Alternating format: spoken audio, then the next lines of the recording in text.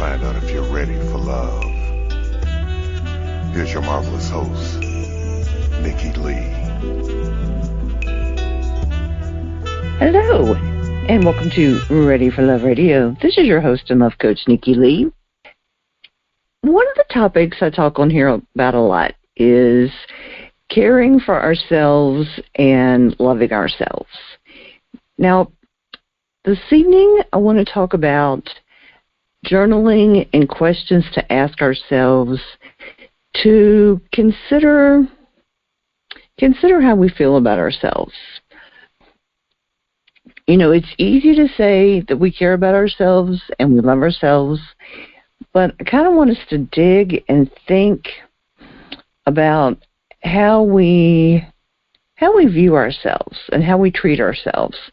Because like I said, it's easy to say that we feel great about ourselves and this kind of thing, but let's just kind of think about some different situations and how we think about ourselves, how we react to certain things, and just how we consider ourselves. And you know, there's certain times when things happen and we might treat someone different in the same situation, and we may be tougher on ourselves. And I did it for years and years and years. So I know what I'm talking about. I really know what I'm talking about with this. So let me see. 10 journal questions for self-love. So what do we think we deserve in life? Now, this is something, and I hear a lot of people say it, that, and I'm honestly, I'm not being mean to millennials. I'm really not. This is just kind of a common thing that's kind of said, that there's a lot. And it's not just millennials. There's a lot of people that kind of come across, maybe they're not really this way, but they come across like they're very entitled.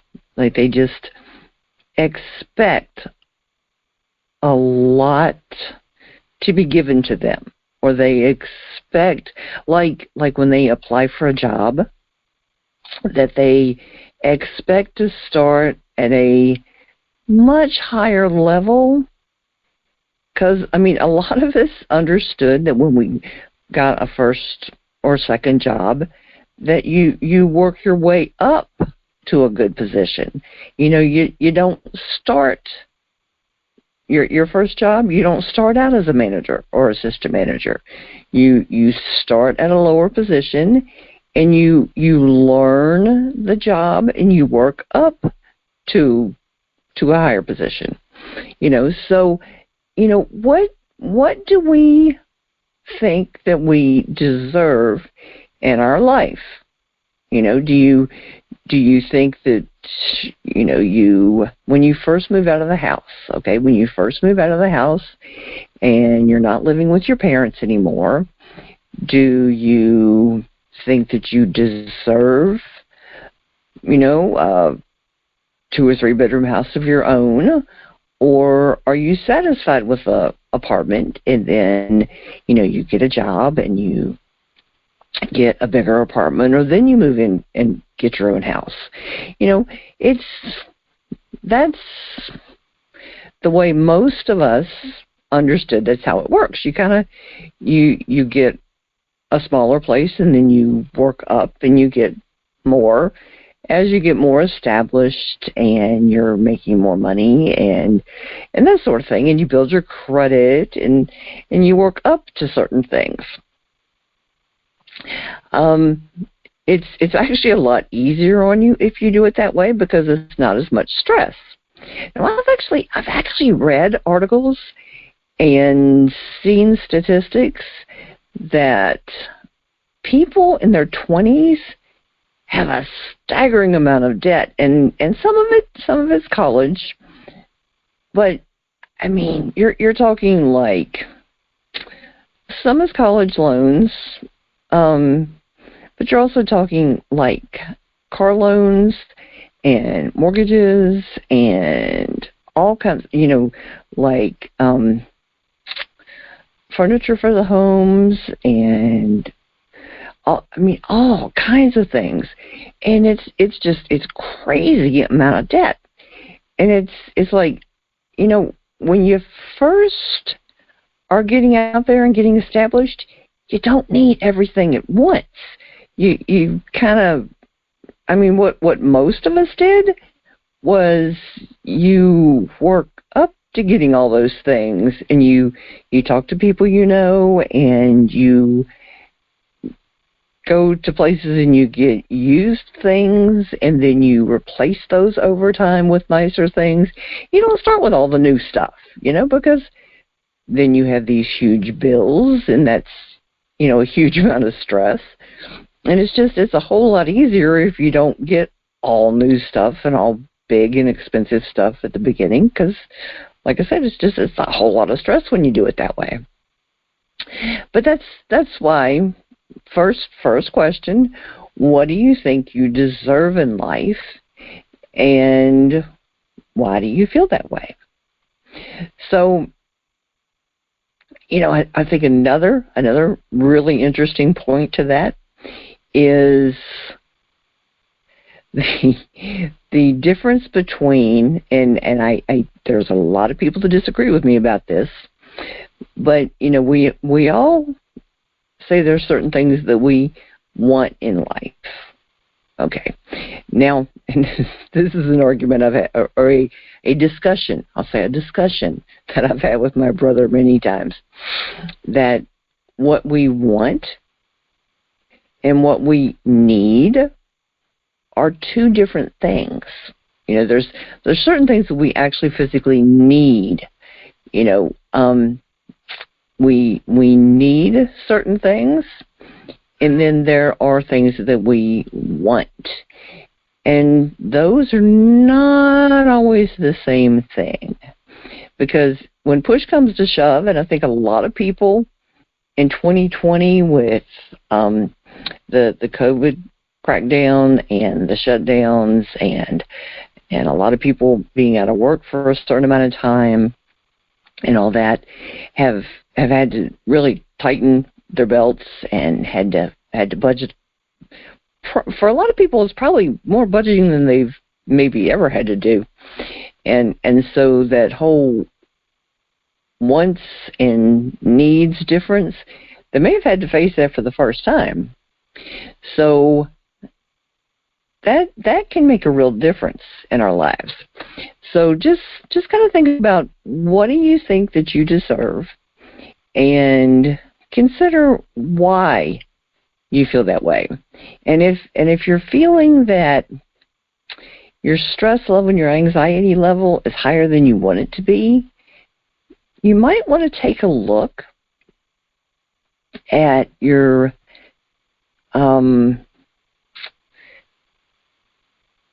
at that first question, and that what you think you deserve and what you think you want or need. And that could be a place that if you make some adjustments, that's a really good place to lessen your stress and your anxiety level.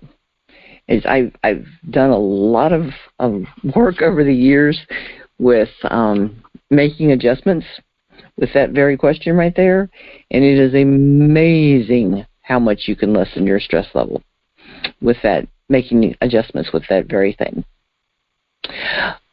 Okay, now trust. Trust, all of us kind of have our own thoughts about how we decide how we trust people. Okay, how we trust, when we trust, and to what degree we trust people. Now, trust is something that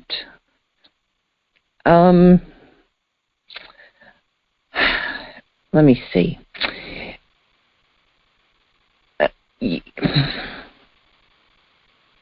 Let me just kind of give you my thoughts on that.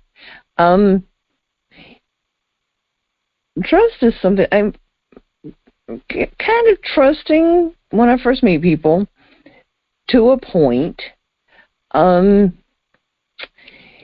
If you don't want to be too completely trusting when you don't really know a person, because that can go bad.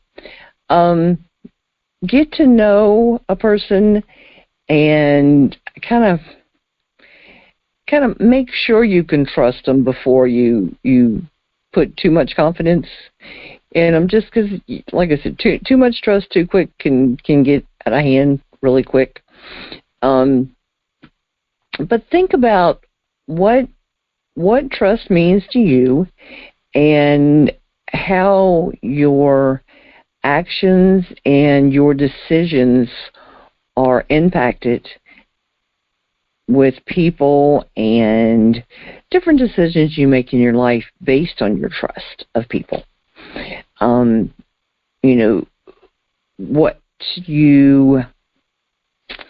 What you decide to do with people, how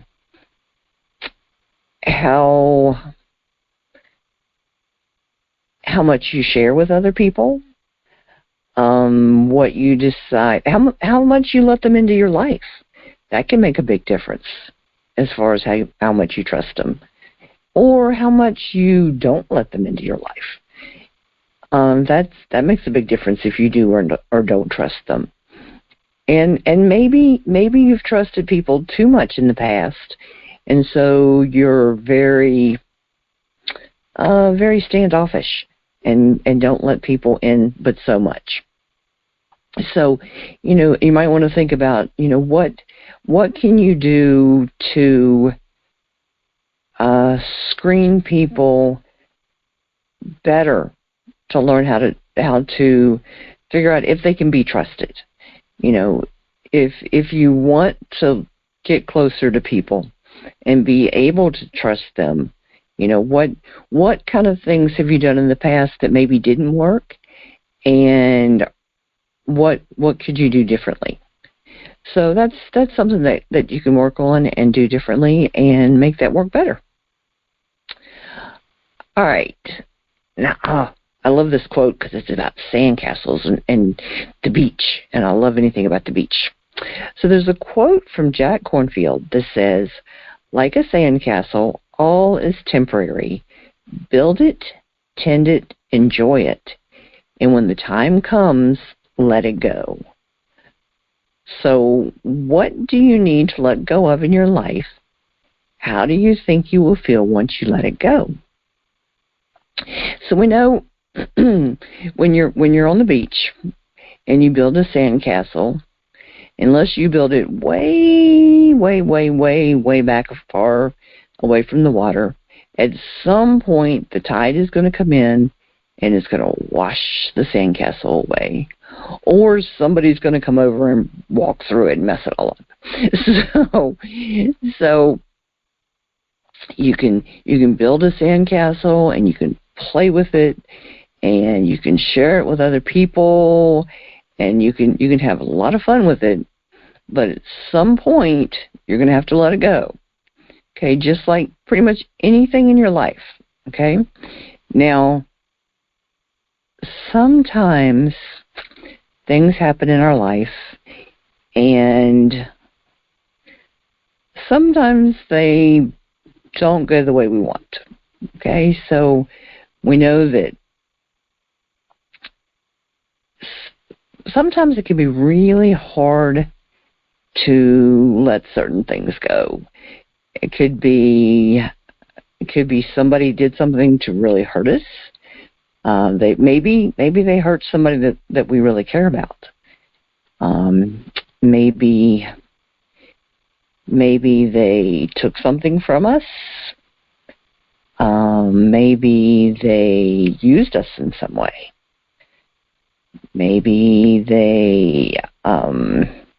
maybe we really cared about them, and maybe we dated them or were married to them and ended up breaking up with them or divorced. Maybe maybe somebody either had children with them or were divorced and had children with them, and then still have to deal with them, but don't want to talk to them or see them. But you just don't want to have anything to do with them, and for various reasons, maybe you still help. There's a grudge between you two of you, or there's some other problem, or maybe you've broken up with them and they've moved on, and you have an issue with that, or some other problem, and you just can't seem to just move on, or just can't seem to let something go between the two of you. Now, it's extremely hard sometimes to let things go. There've been things over the years that I really, sometimes you just don't ever want to see the person again, or you don't ever really want to hear their name again, or sometimes it's a relative, and you're like, I just don't ever want to go to a family gathering and have to see that person again. I actually went to a family gathering, and I honestly thought, I don't ever have to see that person again. And I was quite, I was quite happy about that, actually. But, we all have those thoughts. So I do agree with that. I understand. But, if we let certain things stick with us and we stay mad with a person about something, we're not hurting that person. We're really only hurting ourselves. And I know you're probably saying, she's just saying that. But seriously, you're not hurting them. You're just not hurting them. You're irritating and aggravating yourself, and you're raising your stress level, and you're probably raising your blood pressure, which is not helping you in any way. And it really, bottom line, you need to find a way to let it go. Now, there are certain things that people have done, and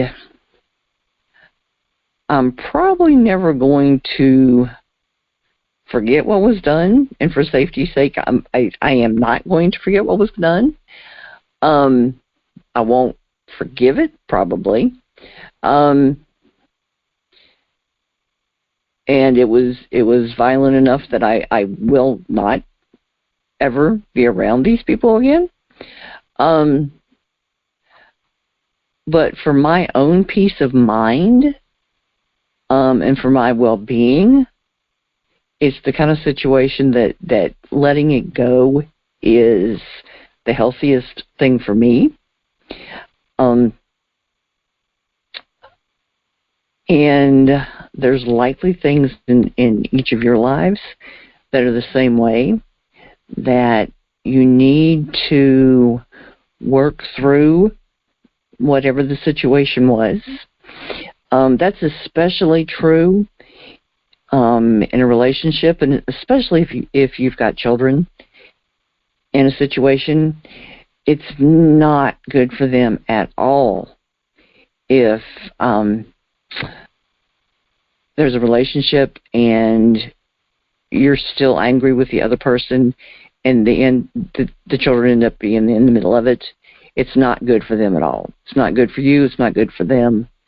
And please don't ever, ever put children in the middle of something like that. They're, number one, they don't deserve to be put in the middle of something like that.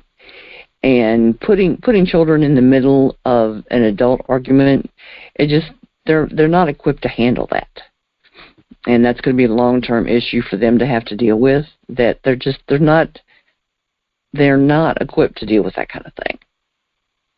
And they shouldn't have to. So for everybody's well-being, and especially for your well-being, the best thing to do is to let it go. So think about things that have happened in life. And I'm not saying you have to forgive the person. I'm not saying that at all. I'm just saying that for your well-being and for the well-being of other people around you, and especially, like I said, especially children that may be involved, it's for your own well-being to let go of things like that. And think about, honestly, believe it or not, you will feel better once you can let those feelings and let that anger and the frustration and let that go. Okay? Now, the Dalai Lama once said, remember that sometimes not getting what you want is a wonderful stroke of luck. So when was the last time you didn't get something you wanted, but it worked out for the better? Sometimes we want something or think we just have to have something, or when is it, like, has there ever been something when, like, you were just sure that when you grew up you were going to be something, whatever career you thought you were going to have, or you thought you had to have some specific car or a specific house or a specific job or a specific something. There was all these, or you were so sure that you were going to end up,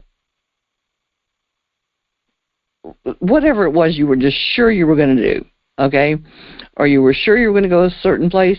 I have talked to more people that were sure they were going to do something, and they ended up going somewhere else or meeting somebody different or whatever, and ended up so happy. And they're like, if I had done blah, blah, blah, I never would have met this person. Or I never would have done blah, blah, blah.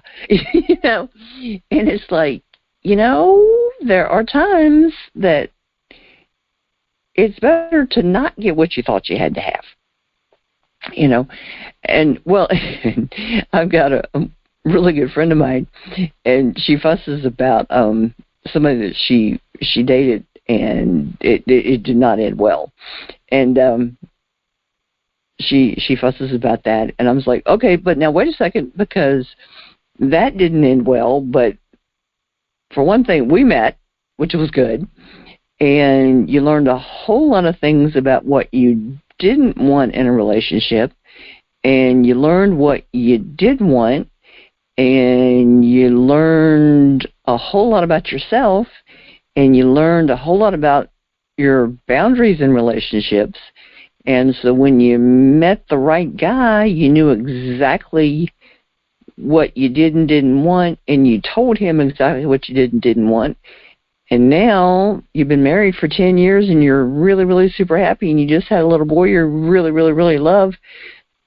So it worked out. So, it doesn't always, you don't always take the path to get where you want it to go the way you thought you were going to, but you end up happy anyway. So, life doesn't always work exactly the way we thought, but, we can end up getting where we want it to be anyway. So, what is that song? Unanswered Prayers. That's it. Unanswered Prayers. Listen to that sometime. It's actually I might wrap the show up with that. But sometimes it's like I said, sometimes life doesn't go the way we expect it to, and we still end up getting what's best for us. So it's interesting. It's interesting. So, what are some of your favorite things to do to relax? If you were going to make a list of 10 of your favorite things to do to relax, what would be on it? Let me see. My favorite would be to be at the beach and listen to the ocean, but that's a little, I don't get to do that very often. Let me see. So, things that you can actually get to do that you'd like to do to relax. What or how could you incorporate those things into your week ahead? So find a way, and you might want to make a list of like 15 or so things that you'd like to do to relax. Sometimes just I know. Oh, I was just thinking a massage would be wonderful.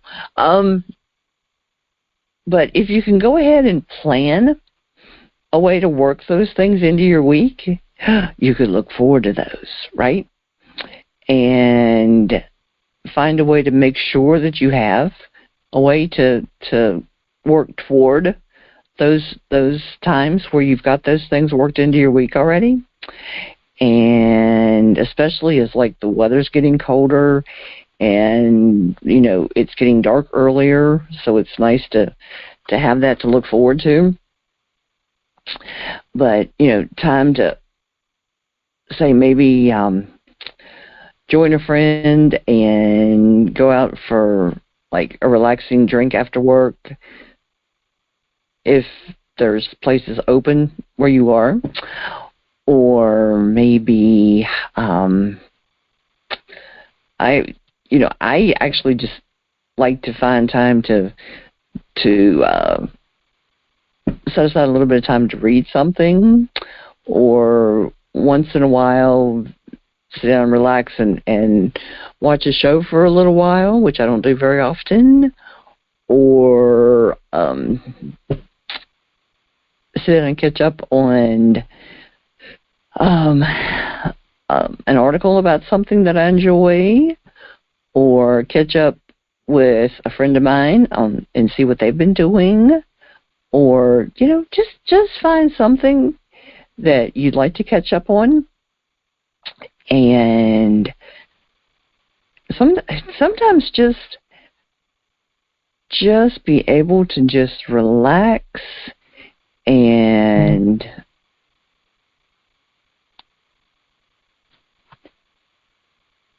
like I said, just relax and not have to work for just a little while. It can be very nice to be able to do that. So, or even catch up with my aunt and see how she's doing. So there's all kinds of neat little things you can do.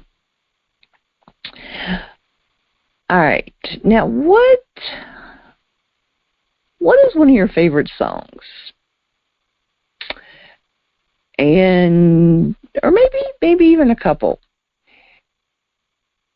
Now, why is it your favorite song? What is it that you like about it? And how does it make you feel? And what do you think about when you listen to it? Now, I've got very diverse taste in music, and it all kind of depends on what kind of mood I'm in. And especially with the weather starting to get cold, I normally like classic rock, and heavier music. But when the weather is bad, I've actually got some music stashed in my car. And when the weather's bad, and especially when the roads start to get slippery, and I'm getting really tense trying to get home, I know that if I've got my usual music on, my nerves are going to be shot, okay, and I'm going to really be a wreck by the time I get home. So I've got much calmer music for those very specific times so that I can put that on just to keep me calm when I'm driving. And for when the weather's bad, when it's super, super rainy, and there's also near my house, and when I'm going to over the mountain and like to Charlottesville, over to the hospital, it can be super foggy. And it can be so foggy that you literally almost can't see the front end of the car. So, I mean, that's really, if you can't see the front end of the car, it's impossible to see the car in front of you. So, you have to drive incredibly slow. So, it's bad. So, plus, and then you don't know if the person behind you sees you. So, it's very nerve-wracking. So, and I've actually come back over there. Actually, I went over to a Rolling Stones concert one night. Then you're a little wired after a Rolling Stones concert.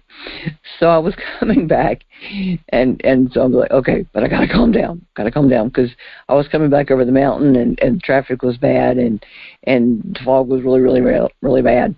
So, and of course I wanted to listen to the Stones coming back over the mountain, but that was not that night. Couldn't do it. So I had to put something very calm and on to listen to. But it worked. It worked because I could not see anything coming back over. So, but it works because it keeps me calm and it gets me back home in one piece, which was very good. But that kind of thing works because, like I said, in that kind of weather, if I listen to stuff that I normally listen to, my nerves would be shot, and I would literally not make it home. So it's a really good idea to do that kind of thing. Just a thought. So having a specific sort of music can be very good to listen to, depending on what kind of mood you're in, what kind of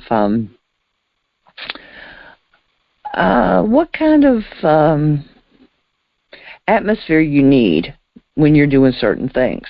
That's like my neighbor when I first moved to my house here.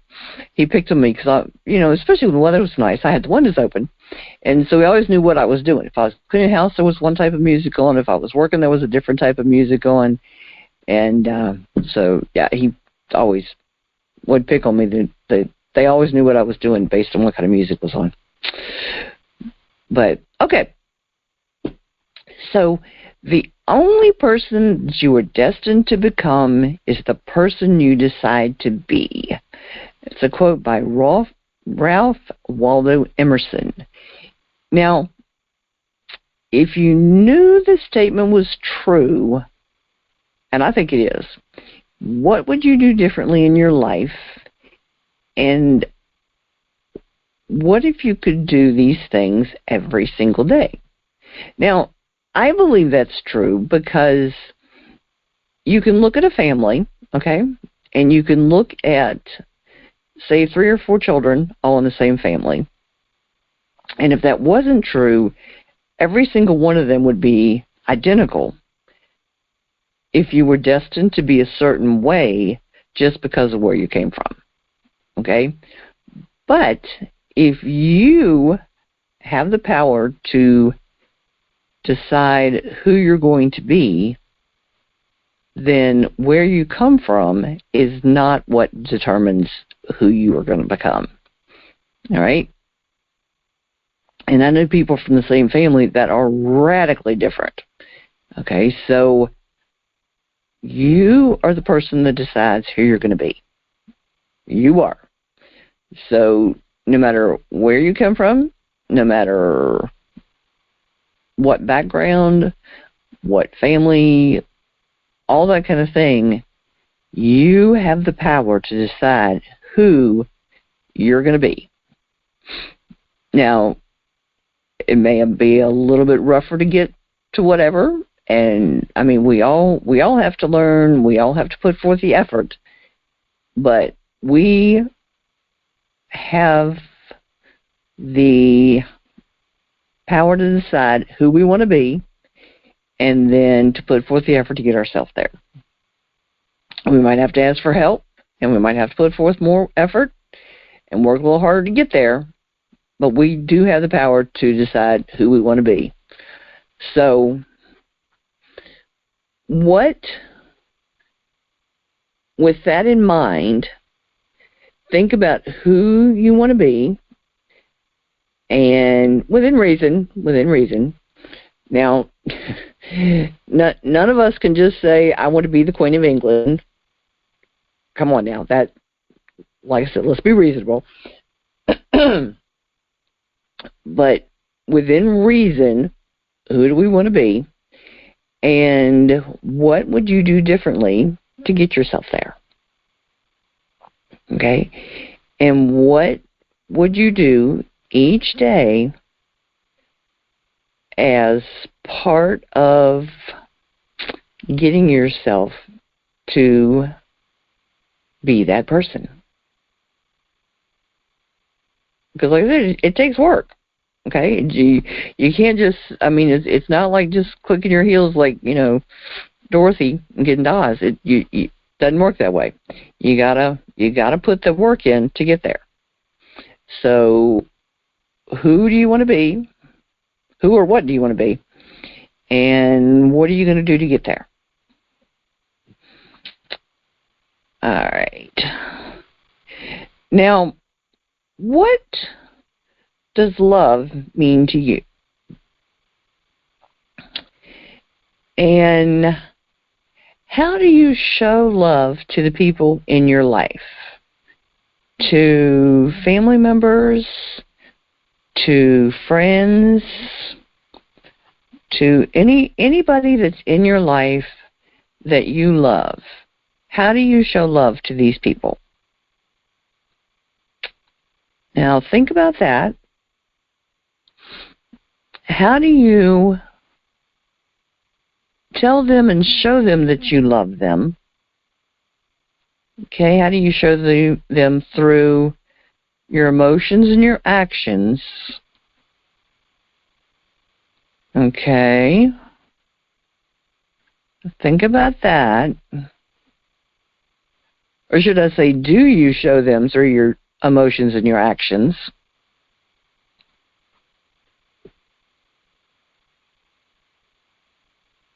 Okay, now we're talking about self-love. So now the hard question, that was the easy question. How do you show through your emotions, your actions, and your words that you love yourself? Oh, that's the hard question. And do you show that you love yourself? Okay.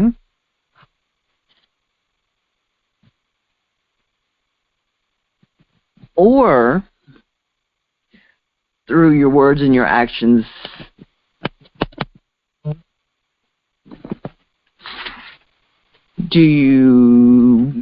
are you tough on yourself?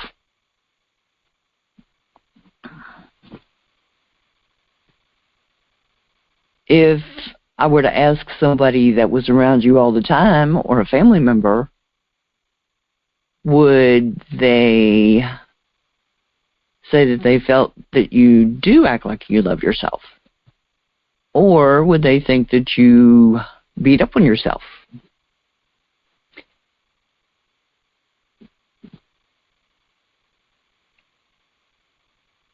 And how could you improve that and treat yourself better.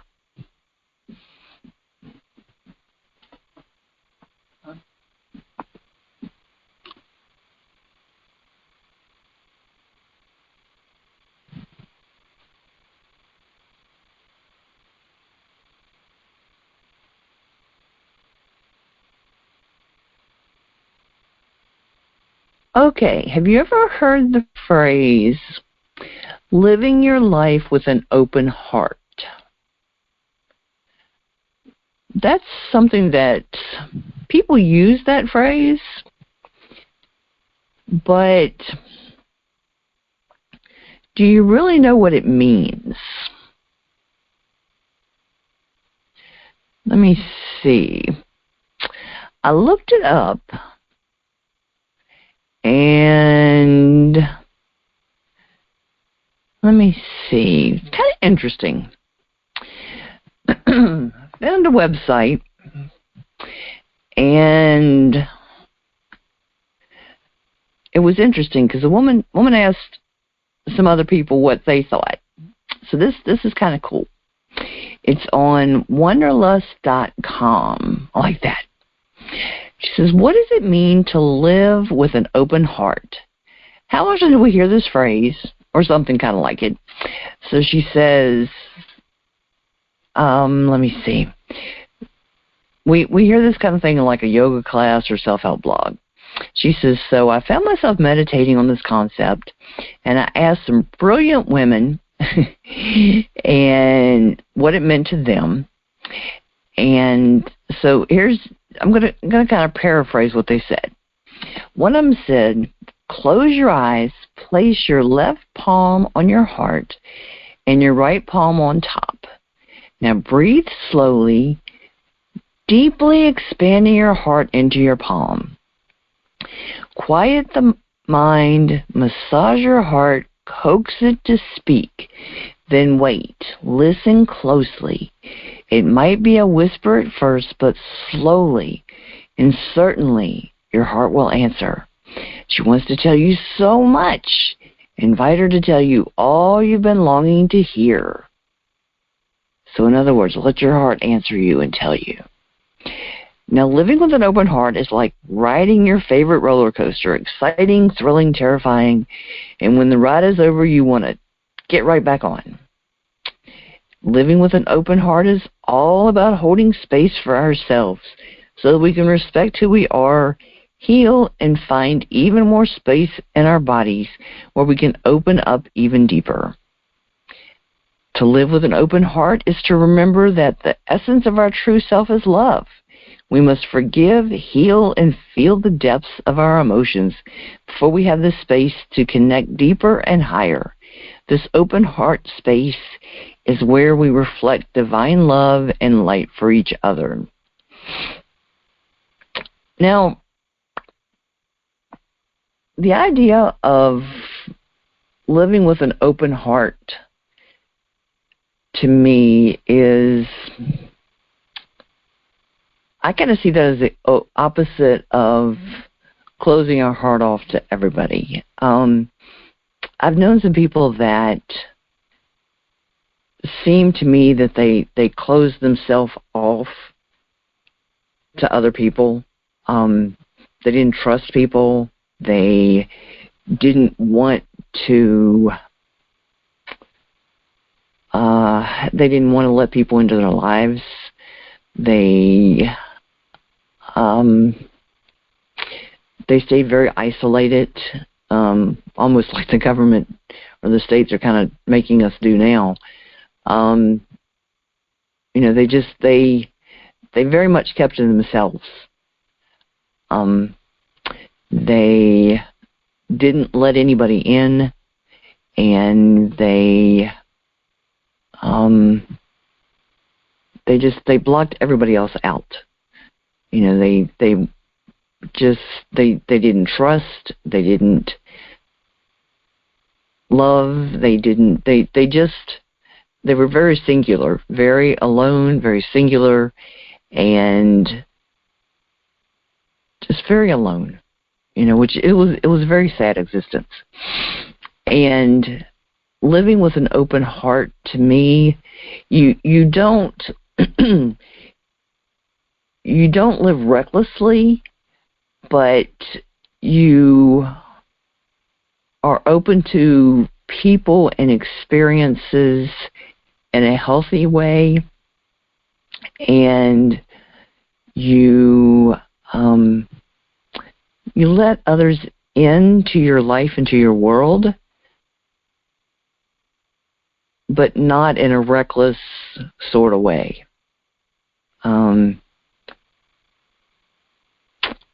Like I said, you're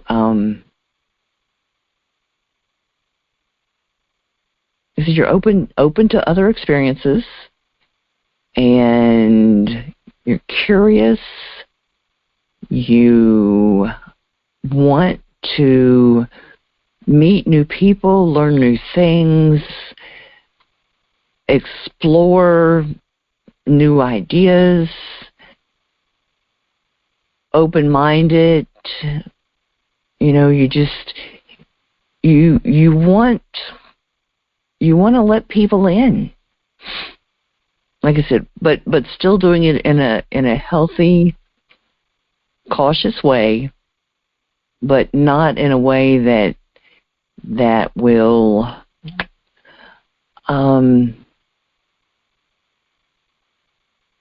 limit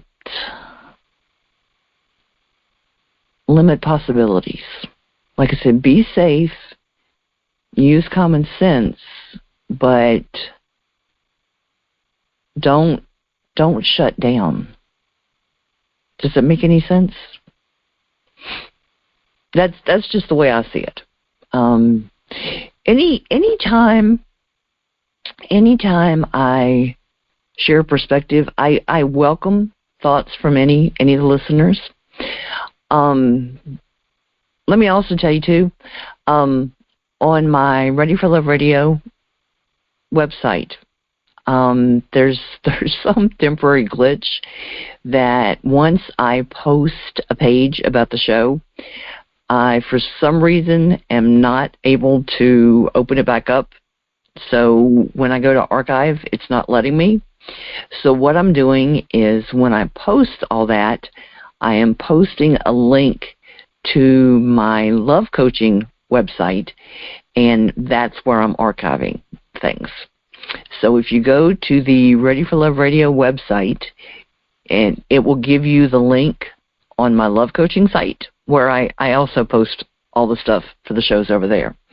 Plus, I also post, I'm going to start posting articles again. After I was in the hospital the other summer, I got behind, but it's caught up. And I'm going to start posting articles over there too.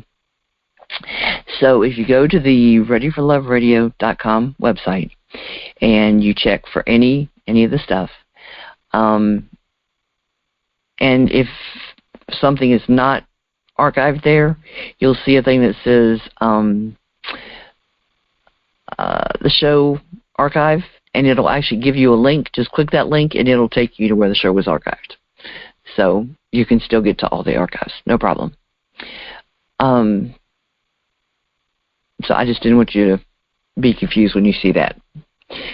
But like I said, feel free to, I welcome feedback. If you disagree with me, tell me. You know, I am open to comments, and I am used to people disagreeing with me, so not a problem. Not a problem at all. Next week, I am going to be doing several music shows since we're heading into the holidays. So Thanksgiving week we'll be doing one, and then Christmas and New Year's, I believe, there will be one also. So and also I've got something new planned that I'm going to be doing once each month in 2021. I'm thinking probably the first week of each month, but I'm not sure yet. So it'll be something unusual, and there will be one each month. I'll give you more details as we get closer. But I'm putting that all together right now. and I will probably have a download for you for each of those shows. But we will see. We will see. But it'll be very unusual. I think you'll enjoy it because it's out of the ordinary, but it's different. So we will do that, and always looking for a little something unusual to share. And I figure after almost 7.5 years, gotta keep coming up with different and unusual kind of things to share. And so we will see.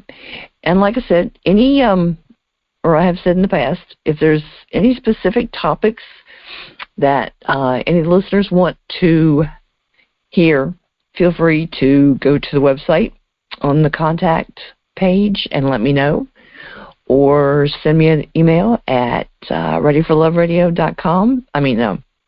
readyforloveradio@gmail.com. And let me know, and I will see what I can do about getting that on too. And I will be with you next time on Ready for Love Radio.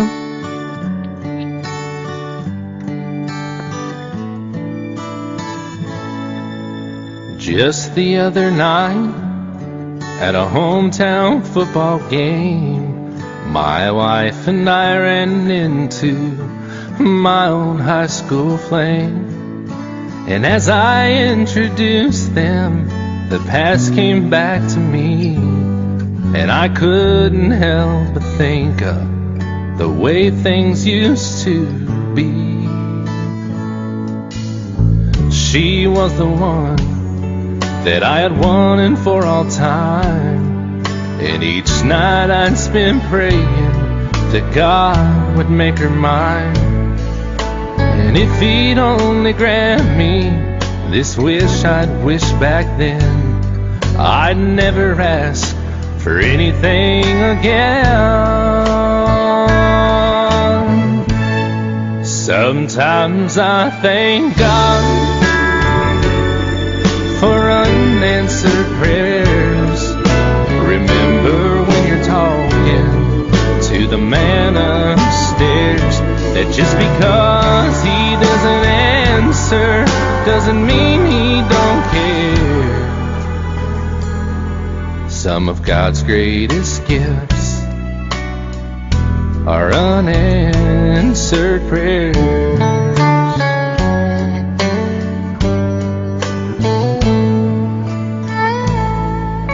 She wasn't quite the angel that I remembered in my dreams, and I could tell the time had changed me.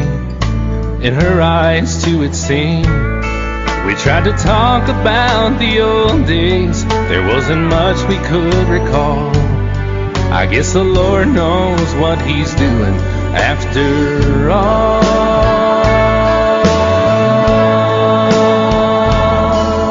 And as she walked away, I looked at my wife, and then and there I thank the good Lord for the gifts in my life.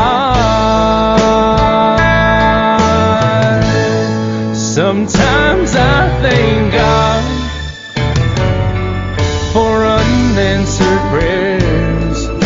Remember when you're talking to the man upstairs, that just because he may not answer doesn't mean he don't care. Some of God's greatest gifts are unanswered. Some of God's greatest gifts are all too often unanswered. Some of God's greatest gifts are unanswered prayers.